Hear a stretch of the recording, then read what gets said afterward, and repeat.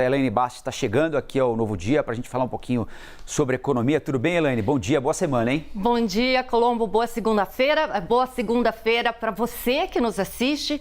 Olha, Colombo, essa semana aqui vão ter indicadores importantes saindo. Agora de manhã sai o Boletim Focus, que mostra as expectativas do mercado para diversos indicadores.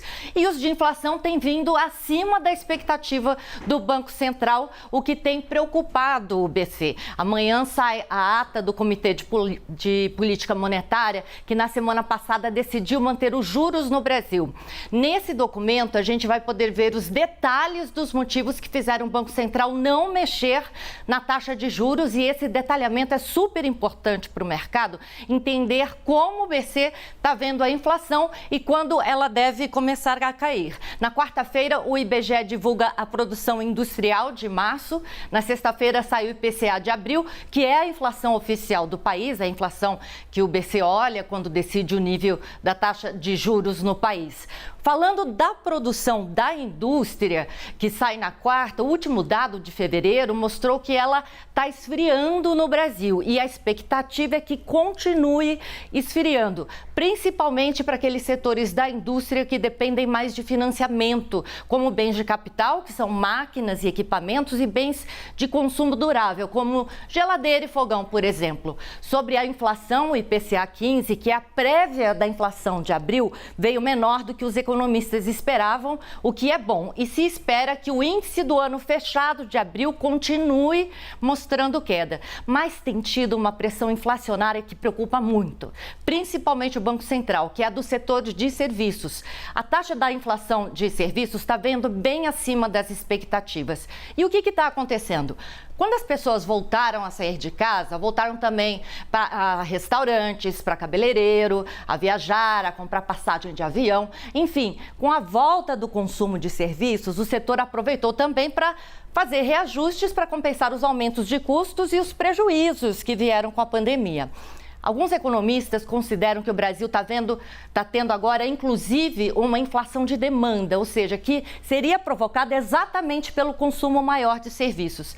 A meta de inflação para este ano é de 3%, mas absolutamente ninguém acredita que o Brasil vai ter só 3% de inflação este ano. Isso é certo. O objetivo do BC é, pelo menos, não fechar o ano longe dessa meta, considerando a tolerância que existe de 1,5 percentual para cima. Ou seja, a gente poderia chegar a 4,5%, mas essa é uma tarefa também bem difícil. No mercado, a expectativa é maior do que isso, em torno de 6%. Tem uma discussão interessante rolando, que é exatamente sobre flexibilizar essa meta de inflação, levando em conta os problemas enfrentados pela economia nos últimos anos. O ministro Fernando Haddad defendeu que, em vez de se olhar o valor da meta no chamado ano calendário, que seria o ano fechado de 12 meses, que fosse considerada uma meta contínua, que desse mais prazo aí para cumprir a meta e não apertar tanto a economia. Hoje o ministro viaja para o Japão para participar da reunião do G7 e deve ter vários encontros bilaterais nesse período, inclusive com a secretária do Tesouro americano, Janet Yellen.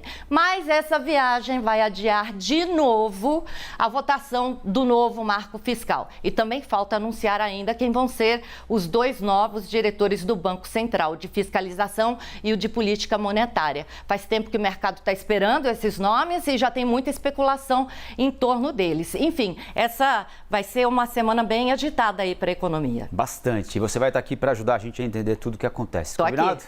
Combinado. Valeu, Elaine. Até mais, hein? Até. A Elaine volta ainda hoje, aqui no Novo Dia, eventualmente, ou no live também, para a gente falar mais de economia, todos os dias por volta desse horário aqui com o CNN Novo Dia Economia.